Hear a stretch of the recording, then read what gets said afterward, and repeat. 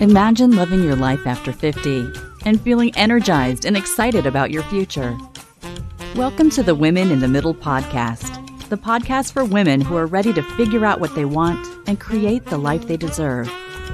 Here's your host and master certified life coach, Susie Rosenstein.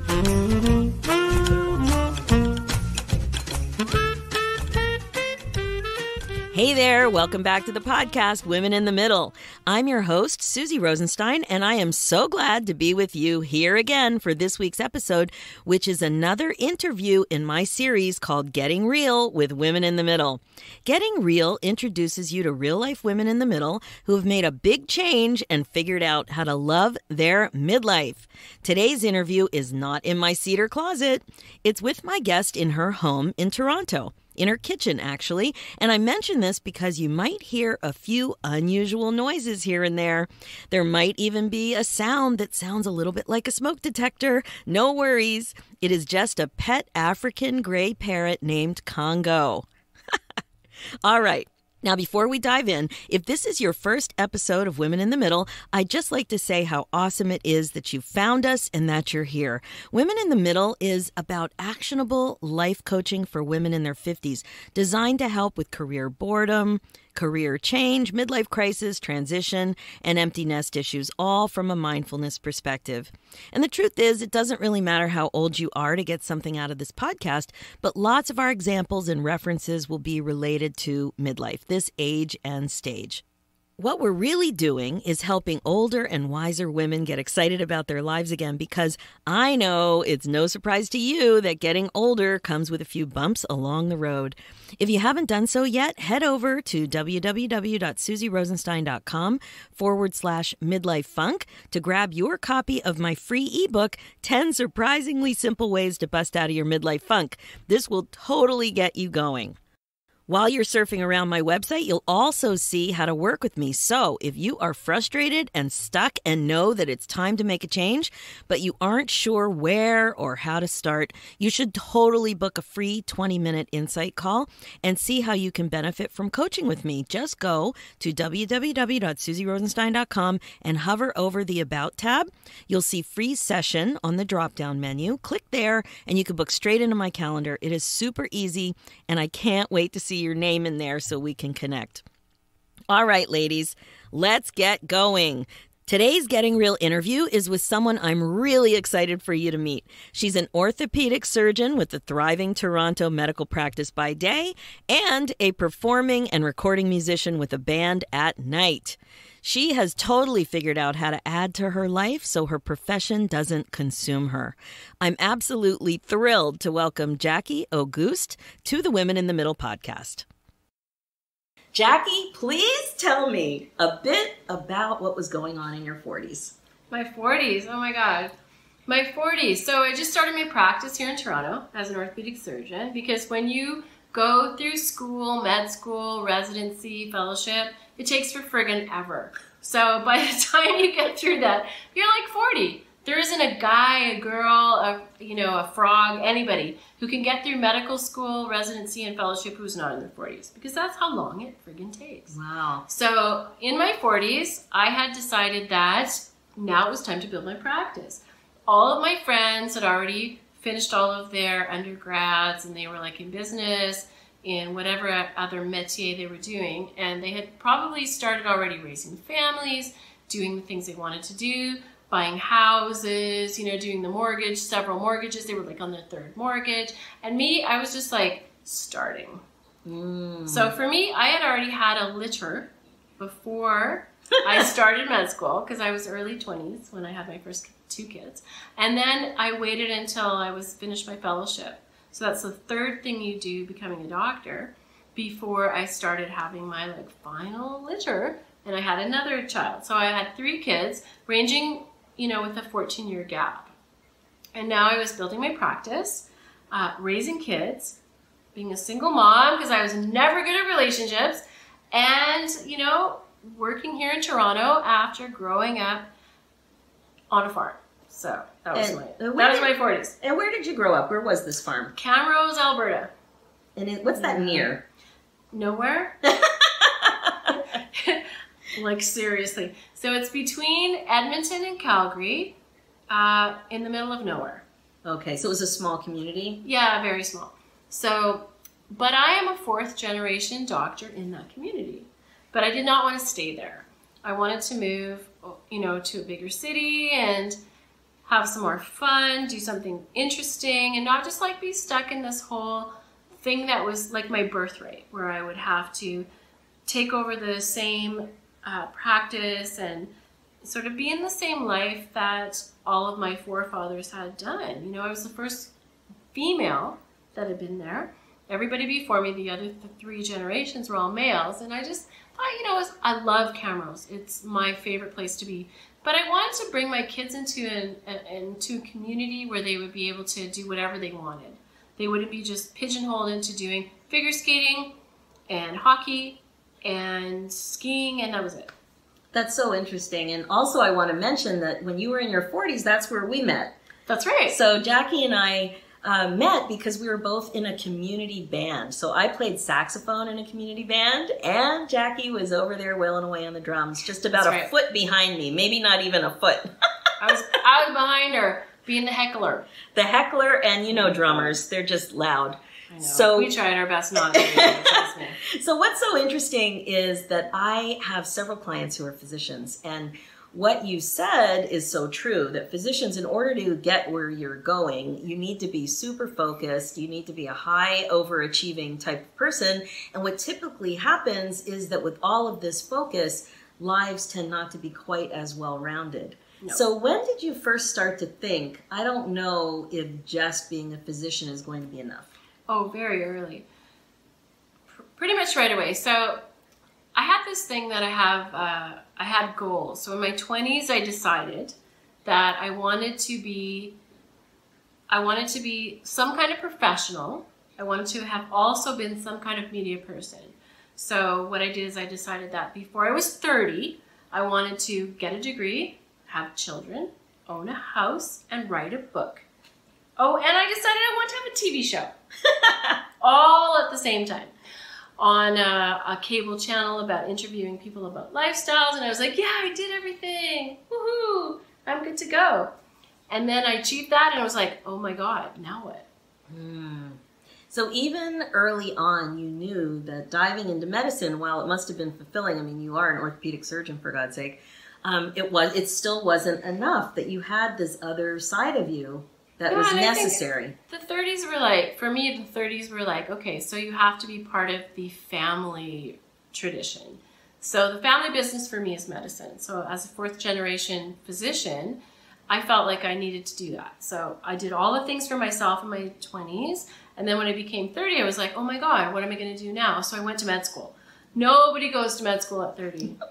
Nobody does that. I did it. I went to Calgary, for med school at 30, and I decided I was going to be a family doctor because I was too old to be a surgeon or anything that would take time, right? Isn't that funny that it doesn't matter how old you are, that thought, I'm too old, can pop in and wreak havoc? It does. I was 29 when I got into med school. I'm like, oh, I can only be a family physician because it's going to take 4 or 5 years. I'll be fine.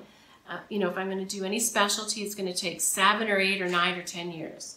But as I got further into my training, I realized that I didn't want to be a family physician. I did not want to deal with runny noses and pap smears for the rest of my life. I'm telling you.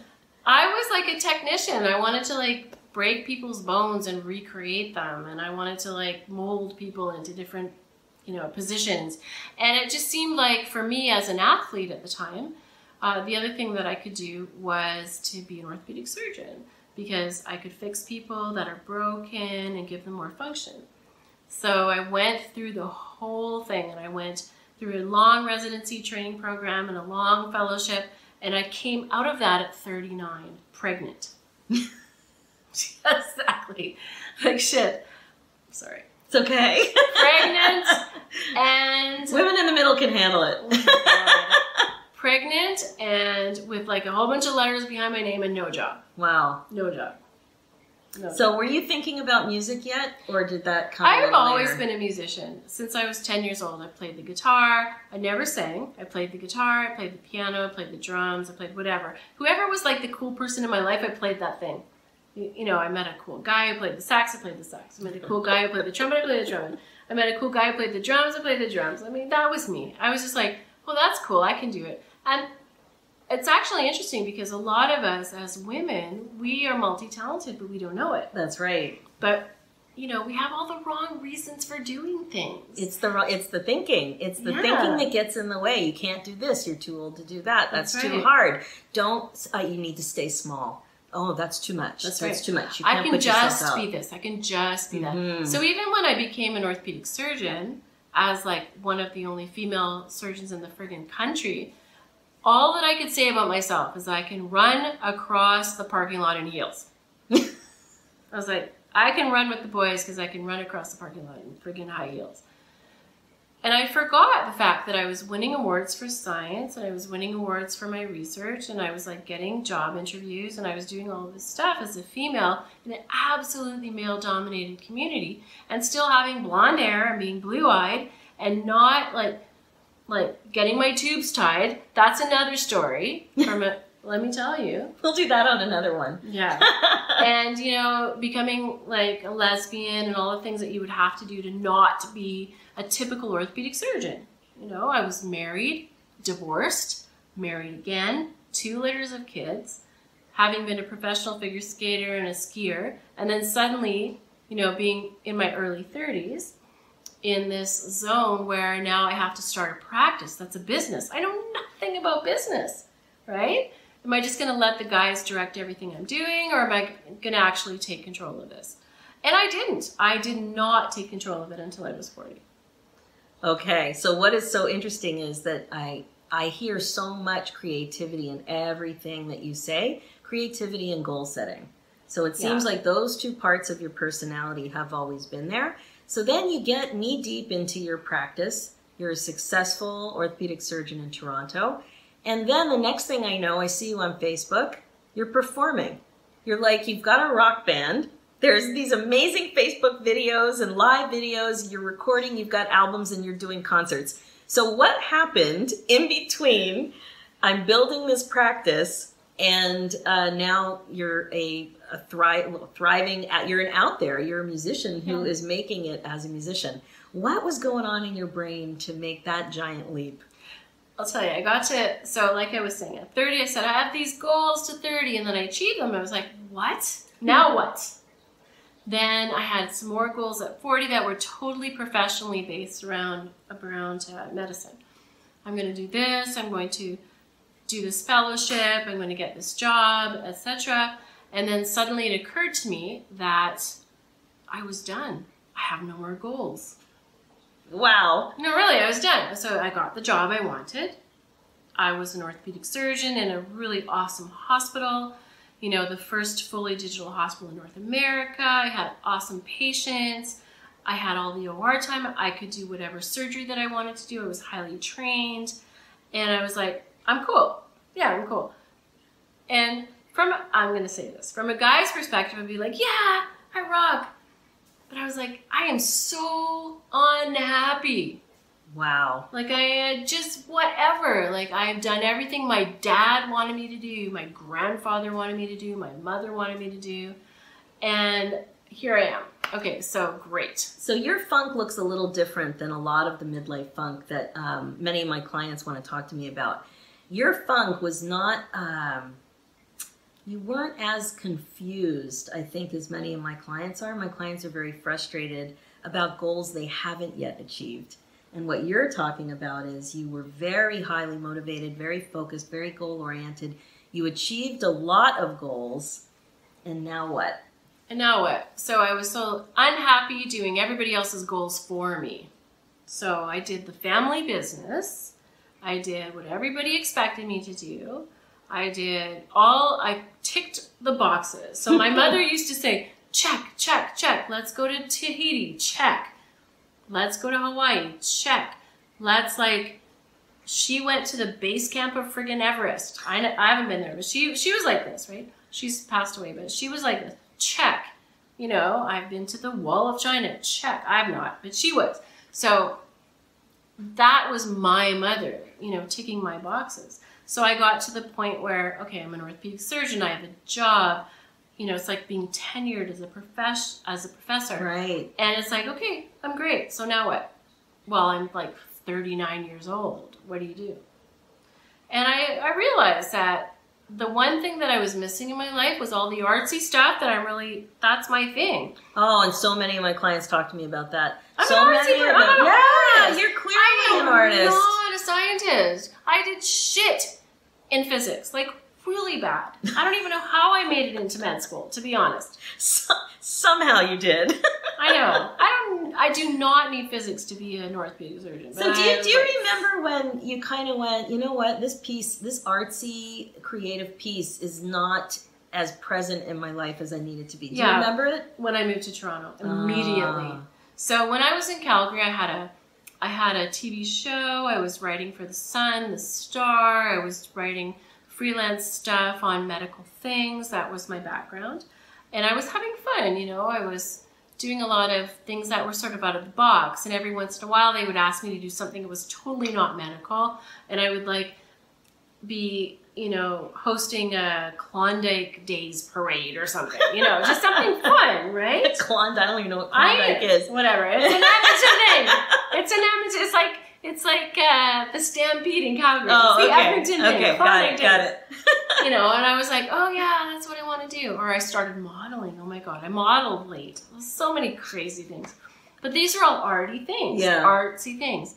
So I was 39. I'm like, all those artsy things I like to do, drawing and singing and making songs and like all this shit. It was not happening because I was doing what I was supposed to do, which was being a doctor, which I enjoyed. Like I really enjoyed it. It's a great job and I still do it and I'm not going to leave it. But there's not a lot of art in it, although orthopedic surgery has some art in the sense that you're reconstructing and recreating somebody's functional abilities, but it's kind of a stretch. So I was like, okay, so what's the one thing I'm missing? And I sat down one day and I was like, just before I met you, and I sat down one day, what am I missing? I'm missing music. I've always been a musician. So you actually identified it. Music. Yeah. Was it? I did not want to be, I was done with all of the physical stuff. I did not want to be a model, an actress. That was not anything that was really interesting to me. Some of that happened just by accident, but I never ever was interested in it. But I've always been a musician. So I was like, okay, let me try this out. So one of my assistants, which was our, bandmate, he said, well, come to our band and play the drums. The drums are just like my eighth instrument. It's not my thing.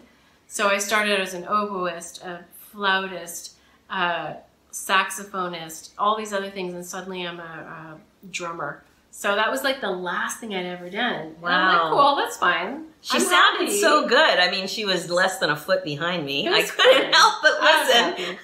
Drumming was, I'm telling you, I met a guy in high school and he was cute and I learned how to play the drums. Yeah, you got to watch out for those drummers. No. A lot of what we do as females, I'm sorry to say, are based on, the guys we like, the girls we like, the people that we look up to. And it might not just be a female thing. I think we're all like that. It's funny where the ideas come from. Yeah, like from wherever. Anyways, and then I started in the Thornhill Community Band, and we did that for many years together. Yeah, right? we did it. Mm-hmm. And played all over the place, the Tuesday night thing. And then I realized that I was missing the part of me that was a true musician the way that I saw it. I didn't want to just be a drummer for a concert band. Yeah, it was a concert band, so we would, have sheet music and we would do the nursing home tour and we would play like for Canada Day at a community venue. But it wasn't jazz and it wasn't improvising. Yeah, these are awesome. They're awesome and they're fun. Yeah. Like super fun. But you're playing somebody else's music. Mm-hmm. So you're not creating your own music. You're not getting in there and directing anything. You're not sort of the director of your own art. So I was like, okay, I'm leaving. And we started our own group. So Who is we? Okay, you know how many people come up with an idea to have a band in a garage when you're 16? Most people in their 40s who have busy medical practices do not say, you know what? I think I need to start a band. was fortunate in the fact that my husband is a drummer and a guitar player, has Andy, and one of my best friends, who's one of our co-physicians over at Humber, is a keys player who also plays like banjo and guitar and everything.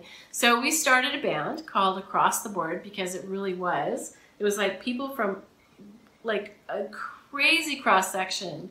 My daughter's friends, our friends, people from work. It was ages that ranged from 19 at the time to like 60. And so we called it Across the Board. And we started a YouTube channel, and we started doing these pick up and play covers. And then we started writing our own music, and it just snowballed from there. So I'm going to pause here for a second because I want Jackie to introduce one of her songs, and it's going to, we'll just lead right into it. So which song do you want to feature on the podcast? So this is a song off of our newest EP called Amends. It's called Don't Drag Me Down, and it was featured on the International Women's Day website in 2017. Awesome. So enjoy this song, and then we'll finish the interview. Thank you so much for sharing it. I'm so glad I have this included on the podcast. All right. So now you pull together this band Across the Board, and you have a mix of people who've never played together before. Now, again, you don't just decide to keep it in the garage or to keep it in the basement studio. You take it out and you start performing. Tell me a little bit about that. So that was scary. It sounds scary. Yeah, because I have always been a performer in the sense of figure skating or being in the OR, whatever. There's always or with us, right, with Thornhill Community Band, there's always been a performance element. But when you become the lead singer in a band that you are playing, where you wrote the music, it's like, oh my God, does anybody even know what I'm doing? Is this good? Do they like it? Is it relevant? Is it up to date? Talk about mind chatter. In the 60s? I was born in the late 60s. Is that where I am now? And so you're smack dab in the middle. You just turned 50 this year. I did. So I'm right in the middle. Oh, I love it. Yeah, so it's one thing. I mean, it's no surprise that you had doubt. When most of us have doubt, even if we're not doing something new. But what's so interesting is that these thoughts create feelings. So I wonder how you overcame all of this doubt and questioning to continue to move forward, because you are happening, my friend. I'm going to take it back to when I was like 14. I learned this at 14. This is not something new. I learned this at 14. And this is not something that you need to learn when you're 14. You can learn this at any age. But I learned this at 14. So picture this. There is a stadium of 1,000 people around you and a cold sheet of ice. And you are in a skimpy skating dress and tights and little skates, and you're shivering. And you skate out into the middle, and there's judges on the side and all these people staring at you, and it's quiet, like silent, like dead silent. And you're waiting for your music to start, and you're in some kind of pose before you're going to take off and do 4 minutes of a crazy program that you may fall, you may forget, you may just totally break a leg in the sense of actually physically breaking a physical bone. And you're waiting for your music to start, and there's nothing, there's silence. And all these people are looking at you, and it's cold, and you're half naked. Think about that for about 10 seconds. I'm sweating. And then the music starts. And the music is fast. And you have to be on beat. So you can't wait. You have to start with the start of the music. So that feeling before my music started on the ice at the age of 14 is the most stressful thing that can ever happen to me ever in my life. And that's the same thing that happens before we start playing on stage, before I start a total hip replacement, before I walk down an aisle of some sort of thing that I have to do a speech at, before this camera turns on, before this thing recorder turns on, it's the same thing. And what's the thought that you practice thinking to propel you forward? There's two. I could either fucking run away, or I can say, okay, just try me. Here we go. So just try me? Just try me. I'm here. Yeah, exactly. That's what I do. So that's a really powerful thought because it obviously, bring it on. Yeah, you rise to the challenge and you go. Bring it on. So how many years has it been now since you've been performing and recording? So 2013, we started our YouTube channel. We stayed in the basement for a couple of years. The only performing that I was doing was as a drummer for you behind your chair for many years. Band. And then in about 2016, we had written our own songs and we started gigging. And we got featured at Canadian Music Week. We did a Canadian tour. We got a couple of international music awards for indie songs. And so we're at our third album now that's coming out in April. So where can people find you? Of course, I'll put all the links in the show notes. But acrosstheboardmusic.ca. You can see everything there. Wow. I mean, as Jackie is going through this list of things that she's doing, I mean, if you're watching the video, you can see that I'm kind of just, my jaw's dropping. On podcast, you can't see it, but this kind of stuff would scare me half to death. But what is so important is that you recognize that you weren't fulfilled and you figured out what you needed and you did it anyway. And that is really the core of the podcast. With Women in the Middle, we get to a certain age and stage. Sometimes it's stage, sometimes it's age. But we have this feeling that life is passing me by, that if I don't make a change, I may have regrets, that sort of thing. And you recognize that music was missing, and you did something that is like completely unbelievable to most people. It's one thing just to write, it's another thing just to record, but to perform, it's just crazy. So I'm wondering what advice you could give to other women in the middle out there who have an idea that seems far-fetched, but that they recognize that they think they need to move in that direction. So it's actually quite simple. Who do you see yourself being as the ultimate, absolute pinnacle of your life? You want to be a rock star. You want to be a well-known podcaster who's a guru in something like yourself. You want to be an award-winning writer. You want to be a reality show host. You want to be the best mother. You want to be the best daughter. You want to be the best daycare owner, the best business owner, an entrepreneur who people ask for advice. It just could be anything. It could be you want to be the best seamstress. You want to be the best cook. Like, it doesn't have to be something on the society level of awesome. It could be just what you think you want to be. It could be, I want to be the person who makes the best lasagna in the world. So write that on the top of a page and then just start doing it. Just be that person. Oh my gosh, that is such good advice. Just that be it's it. really in the doing.